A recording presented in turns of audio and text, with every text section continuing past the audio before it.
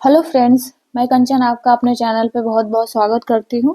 और आज हम देखेंगे भूगोल टेस्ट सीरीज के अंतर्गत सामाजिक, सांस्कृतिक और राजनीतिक भूगोल का नेक्स्ट पार्ट नंबर 7। ये टेस्ट सीरीज यूजीसी नेट के साथ साथ UP PGT, UP TGT, assistant professor के एग्जाम्स के लिए काफ़ी हेल्पफुल है। आज के क्वेश्चन सीरीज है 151 से 175 तक। आइए एमसीक्यू स्टार्ट करते हैं। प्रश्न संख्या 151 से स्टार्ट करते हैं। इसमें दिया है, पूछ रहा है कि जो कनाडा व अमेरिका का जो सीमा है किसका उदाहरण है, किस प्रकार की सीमा का उदाहरण है। ऑप्शन ए दिया है पूर्ववर्ती सीमाएं, ऑप्शन बी है अवशिष्ट सीमाएं, ऑप्शन सी है अनुवर्ती सीमाओं का, ऑप्शन डी है अध्यारोपित सीमाएं। तो देखिए, जो इसमें कनाडा व अमेरिका की जो सीमा है ये उदाहरण है पूर्ववर्ती सीमाओं का, यानी पूर्ववर्ती सीमाएं जो पहले से निर्धारित की गई रहती हैं। अगला प्रश्न देखते हैं। प्रश्न संख्या 152 है। ये पूछ रहा है कि भारत पाक व भारत बांग्लादेश की जो सीमाएं हैं किसका उदाहरण है, किस प्रकार की सीमा रेखाएं के उदाहरण है। ऑप्शन ए है अध्यारोपित सीमाएं, ऑप्शन बी है अनुवर्ती सीमाएं, ऑप्शन सी है पूर्ववर्ती सीमाएं व ऑप्शन डी है इनमें से कोई नहीं। तो देखिए, जो भारत व पाक ये जो सीमाएं हैं ये हैं अनुवर्ती सीमाओं का। ये हो गया हम देखें अभी कि अमेरिका व कनाडा ये पूर्ववर्ती सीमाएं, अब भारत पाक व भारत बांग्लादेश के बीच जो सीमाएं बनी बाद में, ये सीमाएं हैं अनुवर्ती सीमाओं का उदाहरण है। अगला प्रश्न देखते हैं। प्रश्न संख्या 153।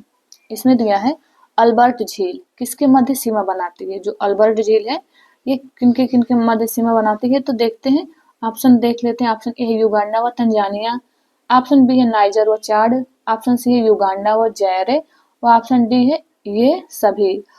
तो अल्बर्ट झील जो बनाती है ये जो है ये सभी के बीच बनाती है, यानी बीच में है और चारों तरफ से इसमें युगांडा, तंजानिया, फिर नाइजर व चाड, युगांडा व जायरे, ये इसके आसपास ये जो है देश कंट्री अफ्रीका महाद्वीप में स्थित है। तो अल्बर्ट झील इन सब के बीच जो है सीमा रेखा बनाती है। अगला प्रश्न देखते हैं। प्रश्न संख्या 154 है कि इसमें दिया है कि सीमांत की विशेषता कौन सी नहीं है। सीमांत की विशेषता कौन सी नहीं, ये बताना है। ऑप्शन ए में दिया है कि सीमांत मंडल जोन है, ऑप्शन बी है कि सीमांत जो है बाह्यमुखी होता है, ऑप्शन सी है सीमांत एक रेखा होती है व ऑप्शन डी प्रारंभिक जनजाति समाजों के बीच सीमांत सामान्यतः किसी व्यक्ति की भूमि नहीं कहलाता था। तो इसमें हमें बताना है कि इसका राइट आंसर हो जाएगा ऑप्शन सी, सीमांत एक रेखा होती है। ये असत्य है क्योंकि सीमांत एक रेखा नहीं होती, एक क्षेत्र होता है। और एक रेखा जो ये विशेषता बताता है सीमा की, यानी सीमा जो होता है सीमा को हम रेखा से कर सकते हैं लेकिन सीमांत को नहीं। अगला प्रश्न देखते हैं। प्रश्न संख्या 155 है। इसमें दिया है कि सीमांत व सीमाओं के भेद है। क्या दोनों में भेद है, क्या अंतर है, देखते हैं। देखिए, ऑप्शन ए में दिया है कि सीमांत जो है बाह्योन्मुख व सीमा अंतरोन्मुख होती है। ऑप्शन सी है कि सीमांत अपकेंद्री बल तथा सीमाएं अभिकेंद्री बल उत्पन्न करती हैं।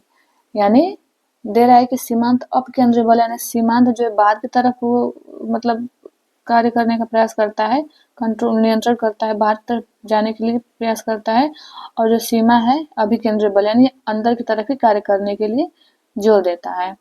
फिर सीमांत दिया है। तीसरा ऑप्शन सी है कि सीमांत जो है स्थानांतरशील नहीं होते हैं, जबकि सीमाएं जो है परिवर्तित होती हैं।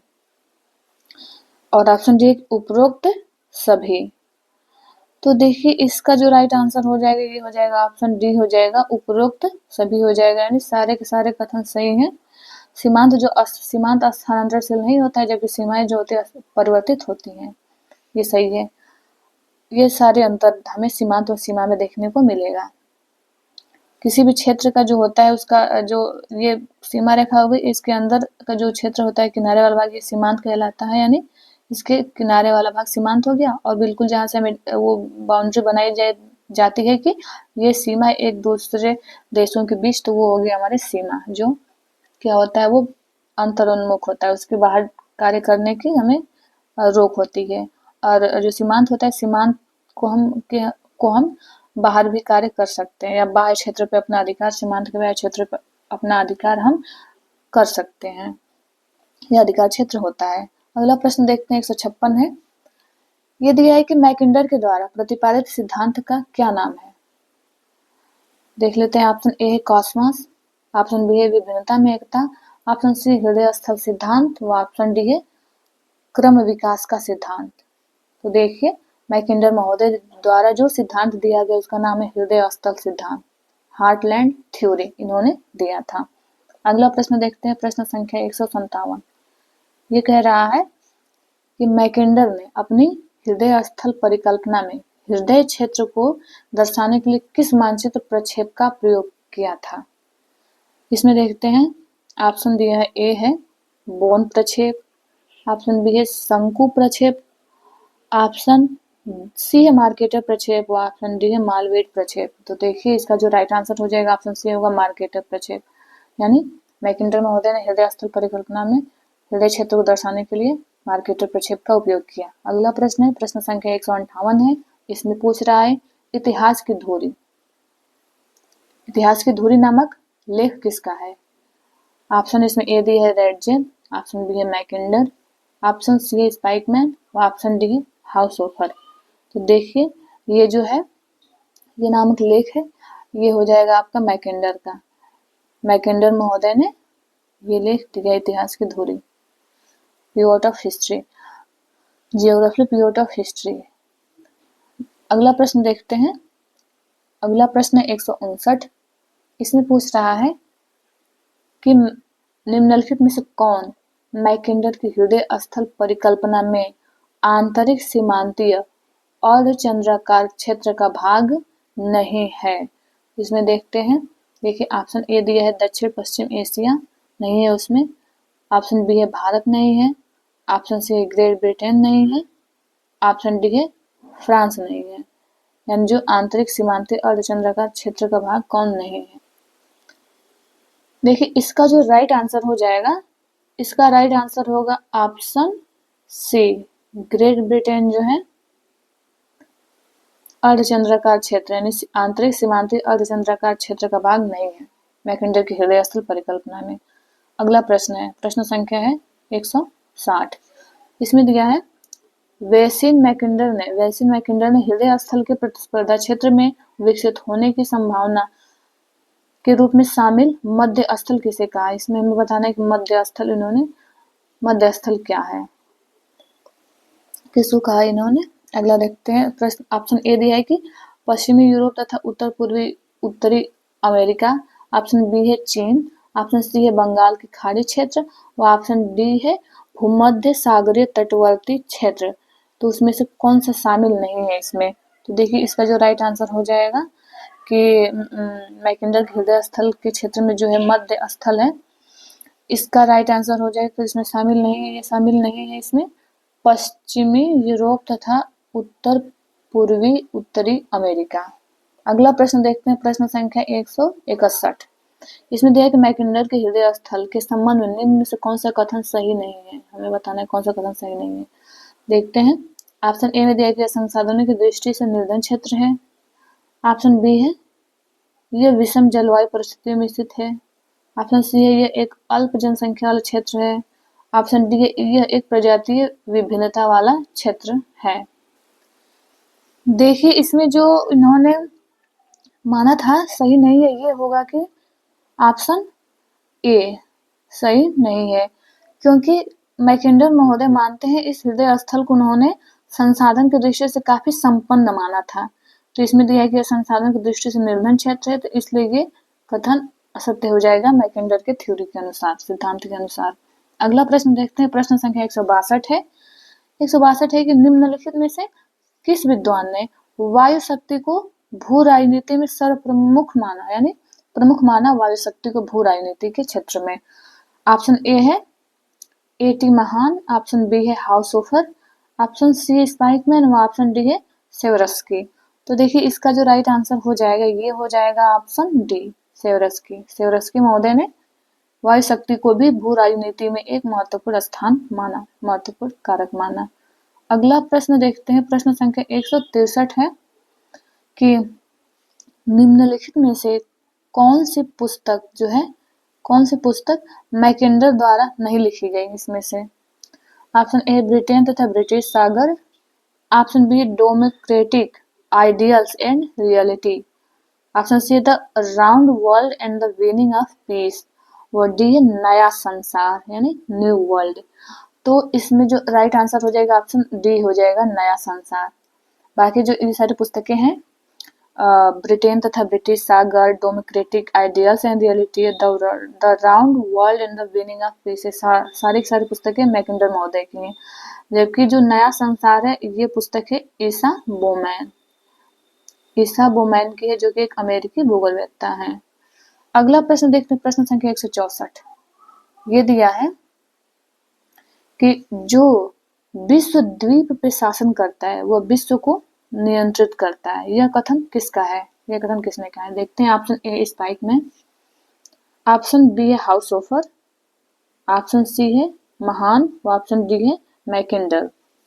तो इसका जो राइट आंसर हो जाएगा ये हो जाएगा ऑप्शन डी, मैकिन्डर महोदय ने यह कहा है कि जो विश्व द्वीप पे शासन करता है वो पूरे विश्व को नियंत्रित करता है। अगला प्रश्न देखते हैं, प्रश्न संख्या 165। मैकिन्डर ने यूरेशिया के बाहर स्थित महाद्वीपों, इन द्वीपों की पेटी को क्या नाम दिया था? ऑप्शन ए उपांतीय अर्धचंद्र, ऑप्शन बी बाहरी अर्धचंद्र, ऑप्शन सी है विश्वद्वीप व ऑप्शन डी है धुरी प्रदेश।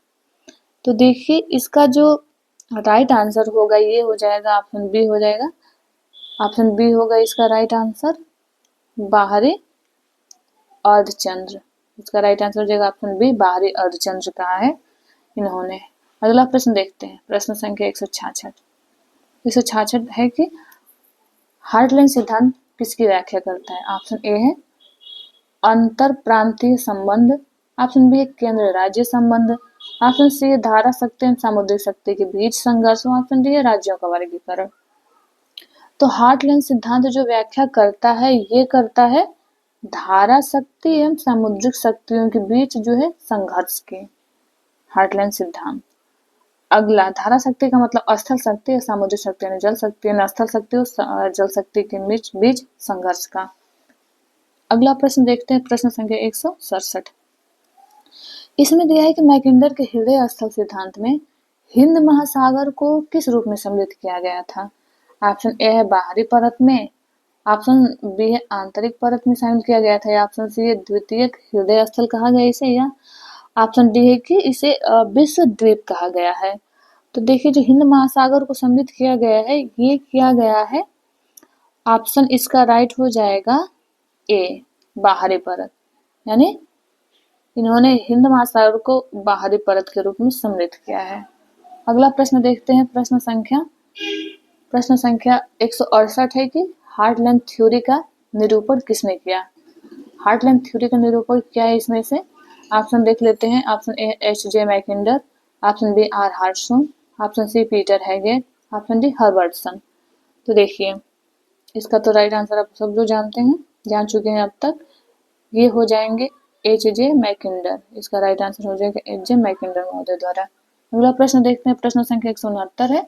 मैकिन्डर ने अपनी हार्टलैंड थ्योरी किस पुस्तक में प्रकाशित की थी? ऑप्शन देखते हैं। ऑप्शन ए ब्रिटेन और ब्रिटिश सागर, ऑप्शन बी है लोकतांत्रिक आदर्श एवं यथार्थ, ऑप्शन सी है राष्ट्र और आधुनिक विश्व, ऑप्शन डी इनमें से कोई नहीं। तो देखिए मैकिन्डर ने जो हार्टलैंड थ्योरी दिया था ये इनकी पुस्तक में जो आई, इस पुस्तक का नाम है लोकतांत्रिक आदर्श एवं यथार्थ। इस पुस्तक में इन्होंने हार्टलैंड थ्योरी दी। अगला प्रश्न है, प्रश्न संख्या 170। अमेरिका की घेरने की नीति, अमेरिका की घेरने की जो नीति को सबसे ज्यादा किस विचारक की विचारधारा ने प्रभावित किया? ऑप्शन देखिए इसमें ऑप्शन ए दिया हाउसहोफर, ऑप्शन बी वोमैन, वो ऑप्शन हम सी कर लेते हैं, सी हो गया मैकिन्डर द्वारा, वह ऑप्शन डी हो जाएगा स्पाइकमैन। इसमें छूट गया 2 ऑप्शन, तो ऑप्शन डी हो गया स्पाइकमैन। तो देखिए इसमें से किसके द्वारा दिया गया, स्पाइकमैन द्वारा दिया गया या मैकिन्डर द्वारा? तो जो अमेरिका की घेरने की नीति है सबसे ज्यादा जिनकी विचारधारा से प्रभावित हुआ वो हैं स्पाइकमैन, यानी स्पाइकमैन की विचारधारा से अमेरिका की जो घेरने की नीति है बहुत अधिक प्रभावित हुई। अगला प्रश्न है, प्रश्न संख्या 171 है कि रिमलैंड संकल्पना का प्रतिपादन किसने किया था? रिमलैंड थ्योरी किसने दिया? ऑप्शन ए है मैकिंडर, ऑप्शन बी है कोहेन द्वारा, ऑप्शन सी स्पाइकमैन और ऑप्शन डी है पोंड्स द्वारा। तो देखिए इसका जो राइट आंसर हो जाएगा कि रिमलैंड संकल्पना किसने दिया? ये दिया है स्पाइकमैन द्वारा दिया गया, स्पाइकमैन महोदय द्वारा। अगला प्रश्न देखते हैं, प्रश्न संख्या 172 है कि इसमें दिया है कि द्वितीय विश्व युद्ध के पश्चात संयुक्त राज्य अमेरिका का विदेश नीति था निम्नलिखित में से किसकी सामरिक संकल्पना के अनुरूप थी? ऑप्शन ए है स्पाइकमैन, ऑप्शन बी है मैकिंडर, ऑप्शन सी है ट्रूमैन और ऑप्शन डी है डी सेवरस्की का। तो इनकी जो अमेरिका की विदेश नीति थी ये अनुरूप थी स्पाइकमैन की संकल्पना के अनुसार, इनकी संकल्पना के अनुरूप थी। इसका राइट आंसर हो जाएगा स्पाइकमैन। अगला प्रश्न है, प्रश्न संख्या 173 है कि जो रिमलैंड को नियंत्रित करता है वह यूरेशिया प्रशासन करता है, और जो यूरेशिया प्रशासन करता है वो विश्व के भविष्य को नियंत्रित करता है। यह विचार किसका है? तो देखिए इसका ऑप्शन ए दिया हुआ है मैकिंडर, ऑप्शन बी है महान, ऑप्शन सी है जेलिन व ऑप्शन डी स्पाइकमैन। तो देखिए जो इसका राइट आंसर हो जाएगा ये हो जाएगा ऑप्शन डी स्पाइकमैन। अगला, तो इसका राइट आंसर हो गया आपका डी। अगला प्रश्न देखते हैं, प्रश्न संख्या 174 है कि इसमें दिया है कि भूगोल व विदेश नीति का नामक पुस्तक के लेखक हैं। ऑप्शन ए है जेलेन, ऑप्शन बी है मैकिंडर, ऑप्शन सी है स्पाइकमैन व ऑप्शन डी है रिटर। तो देखिए ये जो पुस्तक लिखा गया है स्पाइकमैन द्वारा लिखा गया है, भूगोल व विदेश नीति। अगला प्रश्न देखते हैं, प्रश्न संख्या 175 है। इसमें दिया है कि स्पाइकमैन ने रिमलैंड थ्योरी का प्रतिपादन किस पुस्तक में किया? ऑप्शन ए शांति का भूगोल इसमें, ऑप्शन बी है भूगोल व विदेश नीति, ऑप्शन सी है विदेश नीति में भौगोलिक उद्देश्य और ऑप्शन डी है इनमें से कोई नहीं। यानी बताना है कि किस पुस्तक में इन्होंने अपने रिमलैंड थ्योरी का प्रतिपादन किया। तो देखिए इसका जो राइट आंसर हो जाएगा ऑप्शन ए हो जाएगा। इसमें शांति का भूगोल जो पुस्तक है इसमें इन्होंने अपना रिमलैंड थ्योरी दिया था। इसका राइट आंसर ऑप्शन ए हो जाएगा।